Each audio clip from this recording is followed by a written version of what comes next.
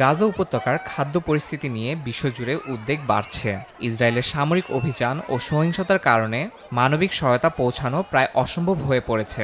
November মাসে মাত্র ৩ থেকে ৪ লাখ ফিলিস্তিনির কাছে সম্ভব হয়েছে সাহায্য পৌঁছে দেয়া। এছাড়া খাদ্যপণ্যের অস্বাভাবিক মূল্য বৃদ্ধি বাসিন্দাদের ভোগান্তি আরও বাড়িয়ে তুলছে। ইসরায়েলের অবরোধে ও সাহায্যের ট্রাক লুটপাটের কারণে গাজায় খাদ্য সংকট ভয়ঙ্কর আকার ধারণ করছে। বিশেষ করে উত্তরের এলাকাগুলোতে পরিস্থিতি সবচেয়ে করুণ।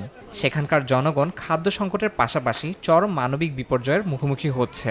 যদিও দখলদারদের দাবি, তারা খাদ্য সহায়তার জন্য প্রতিদিন গড়ে ৭৭টি ট্রাক প্রবেশের অনুমতি দিচ্ছে। তবে জাতিসংঘ জানায় এর অর্ধেকেরও কম সাহায্য প্রকৃতপক্ষে ফিলিস্তিনিদের কাছে পৌঁছাচ্ছে।